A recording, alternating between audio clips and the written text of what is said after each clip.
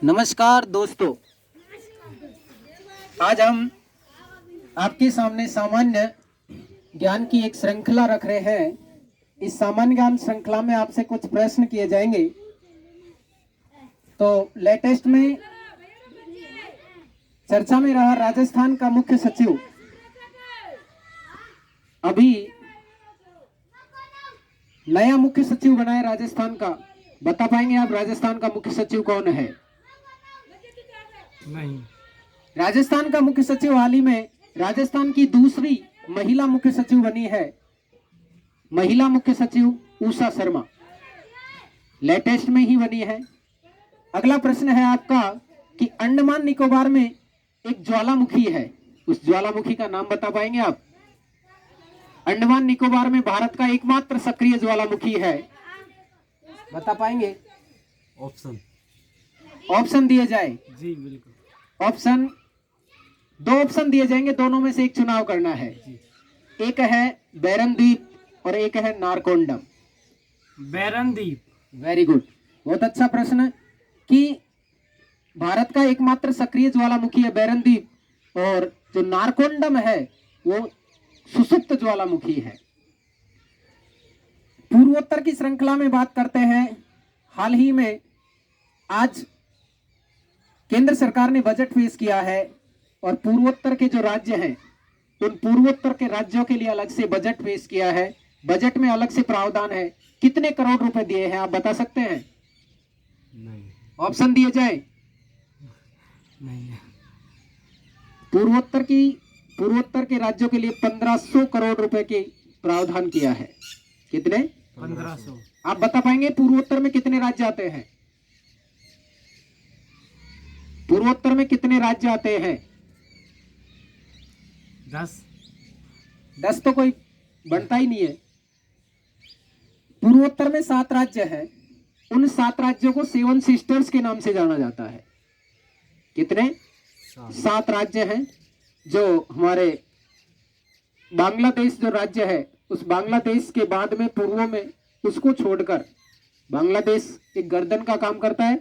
उसके बाद में जिसमें अरुणाचल प्रदेश, नागालैंड, मणिपुर, मिजोरम, त्रिपुरा, मेघालय और असम, ये 7 राज्य पूर्वोत्तर के 7 सिस्टर्स के नाम से जाने जाते हैं।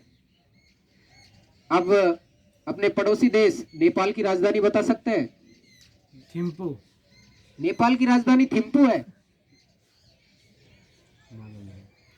नेपाल की राजधानी काठमांडू है और भूटान की राजधानी थिम्पू है। भूटान की राजधानी है थिम्पू। अपने पड़ोसी देश नल्ला, पाकिस्तान की राजधानी बता पाएंगे? इस्लामाबाद। वेरी गुड, ये तो आपने सही बताया कि पाकिस्तान की राजधानी क्या है? इस्लामाबाद। चीन की राजधानी बता पाएंगे? बीजिंग। वेरी गुड, चीन की राजधानी है बीजिंग। क्या चीन की एक सबसे बड़ी नदी का नाम बता पाएंगे आप? चीन की नदी का नाम क्या है? ऑप्शन दिए जाए? एक है अमेजन नदी, एक है गंगा नदी, एक है नील नदी और एक है यांग टीसी क्यांग नदी। यांग टीसी कांग नदी। वेरी गुड, यांग टीसी क्यांग जो चीन की सबसे बड़ी नदी है। अभी और भी 3 नदियों की अपन ने चर्चा की है। गंगा नदी जो है वो भारत की सबसे बड़ी नदी है। अमेजन जो नदी है वो बहाव क्षेत्र की दृष्टि से, अपवाह क्षेत्र की दृष्टि से संसार की सबसे बड़ी नदी है। और नील नदी जो है वो सबसे लंबी नदी है। और अमेजन नदी दक्षिणी अमेरिका महाद्वीप के ब्राजील देश से होते हुए बहती है और नील नदी अफ्रीका महाद्वीप में बहती है। जो नील नदी 2 धाराओं के रूप में निकलती है, एक नीली नील और एक श्वेत नील। नीली नील और श्वेत नील दोनों जो नदियां हैं उनका संगम होता है खार्तूम नामक स्थान पर। दक्षिणी सूडान की राजधानी है। दक्षिणी सूडान एक नवीनतम देश है जो हाल ही में वर्ष 2010 में चर्चा में आया है। दक्षिणी सूडान की राजधानी है खार्तूम। उस खार्तूम नामक स्थान पर मिलने के बाद वो एक संयुक्त धारा के रूप में बहती है जिसे नील नदी के नाम से जाना जाता है। नील नदी को मिस्र का वरदान कहा जाता है। नील नदी के किनारे कौन सा बांध है, आप बता पाएंगे? नील नदी के किनारे मिस्र में एक बांध है जिसका नाम है आसवान बांध।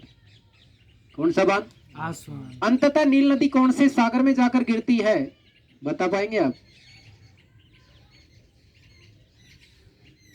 नील नदी अंततः भूमध्य सागर में जाकर गिरती है। दक्षिण से उत्तर की ओर प्रवाहित होती है। कौन सी नदी? नील नदी। संसार का सबसे बड़ा जलप्रपात कौन सा है? गरसप्पा जलप्रपात। संसार का सबसे बड़ा जलप्रपात गरसप्पा नहीं है। गरसप्पा या जोग जलप्रपात तो अपने भारत में है। कर्नाटक में शरावती नदी के किनारे है गरसोप्पा या जोग जलप्रपात। हम बात कर रहे हैं संसार का सबसे बड़ा जलप्रपात जिसका नाम है एंजिल। एंजिल जो कि कैरो नदी पर है। कौन सी नदी पर? कैरो नदी पर। कैरो नदी पर कैसे है? जो आपने अभी नदी पढ़ी है अमेजन, उस अमेजन नदी की एक सहायक नदी है जिसका नाम है ऑर्निको, और ऑर्निको की सहायक नदी है कैरो। उस कैरो नदी पर है संसार का सबसे ऊंचा जलप्रपात। क्या राजस्थान में कोई जलप्रपात है? राजस्थान में जलप्रपात है, इतना कंफर्म है, तो क्या नाम बता पाएंगे? ऑप्शन। राजस्थान में एक जलप्रपात है जिसका नाम है चूलिया। आप बता पाएंगे कौन सी नदी पर है? चूलिया जलप्रपात चंबल नदी पर है। राजस्थान का सबसे ऊंचा जलप्रपात भी चूलिया जलप्रपात है जो 18 मीटर ऊंचा है। कितना मीटर ऊंचा है? 18 मीटर ऊंचा है। आगे प्रश्न पूछे जाए आपसे ज्योग्राफी की श्रृंखला में, आप बताएंगे कि भारत में कितने राज्य हैं? भारत में 28 राज्य हैं। तो केंद्र शासित प्रदेशों की संख्या कितनी है? क्या 7 ही केंद्र शासित प्रदेश है? कितने हैं? 9 केंद्र शासित प्रदेश है। ना तो आपका उत्तर 7 सही है और ना आपका उत्तर 9 सही है। पहले 7 केंद्र शासित प्रदेश थे, लेकिन जम्मू कश्मीर राज्य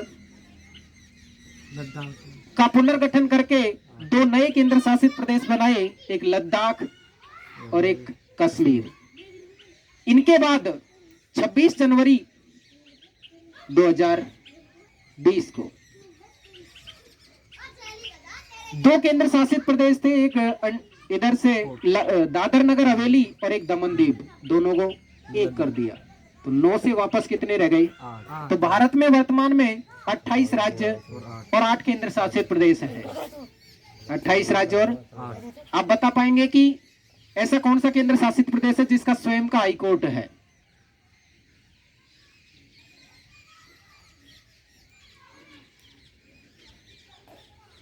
क्या है या नहीं है? पता नहीं। है। दिल्ली केंद्र शासित प्रदेश है।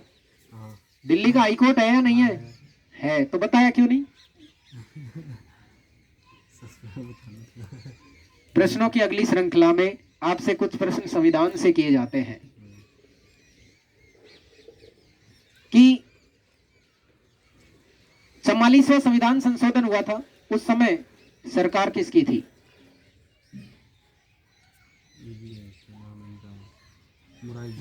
Very good. 44वां संविधान संशोधन जब हुआ तो मोरारजी देसाई सरकार थी, और 44वें संविधान संशोधन से बहुत सारे वो प्रावधान किए जो गलतियां हमारी पूर्व की सरकार 42वें संविधान संशोधन 1976 के द्वारा कर चुकी थी, उनको बहुत सारे सुधार किए। 42वां संविधान संशोधन किसके शासनकाल में हुआ?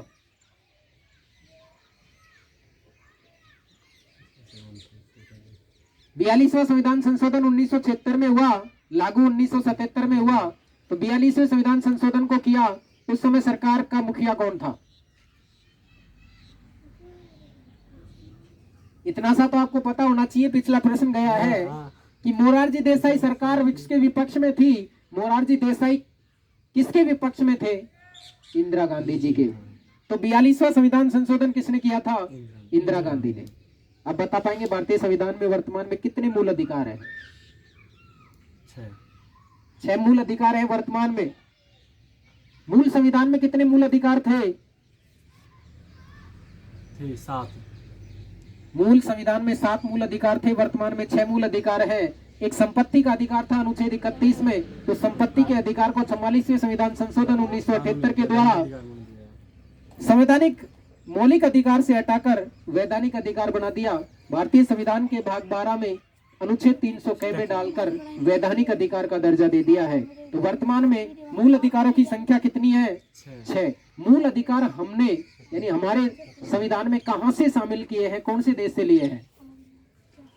अमेरिका। Very good. संयुक्त राज्य अमेरिका से हमने मूल अधिकारों को लिया है। मूल अधिकारों को भारतीय संविधान का मैग्ना कार्टा कहा जाता है, जो भारतीय संविधान के भाग 3 में है, अनुच्छेद 12 से 35 तक। वर्तमान में 6 मूल अधिकार हैं। पहला जो मूल अधिकार है वो समानता का अधिकार, अनुच्छेद 14 से 18 तक। दूसरा अधिकार है स्वतंत्रता का अधिकार, जो 19 से 22 तक। तीसरा अधिकार है शोषण के विरुद्ध अधिकार, जो 23 और 24 में। चौथा अधिकार है धार्मिक स्वतंत्रता का अधिकार, अनुच्छेद 25 से 28 तक। पांचवा हमारा अधिकार है संस्कृति और शिक्षा का अधिकार, 29 और 30 में। अंतिम अधिकार है वो अनुच्छेद 32 में है, संवैधानिक उपचारों का अधिकार, जिसे डॉक्टर भीमराव अंबेडकर ने भारतीय संविधान की आत्मा कहा है। कौन सा अनुच्छेद? 32। अनुच्छेद 32 के तहत यदि हमारे मूल अधिकारों का उल्लंघन होता है तो अनुच्छेद 32 के तहत हम कहां जा सकते हैं? हाईकोर्ट।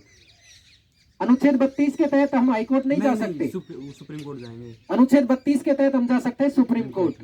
अनुच्छेद 226 के तहत हम हाईकोर्ट में जा सकते हैं जब हमारे मूल अधिकारों का हनन होता है।